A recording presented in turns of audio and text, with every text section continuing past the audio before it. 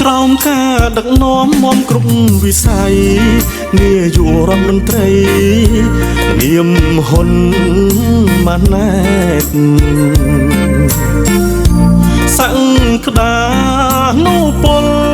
25ក្រុងខេត្តវិញវត្តត្រដែតវិស័យស្ទុំស្ទាអង្គភីរាំងចាំង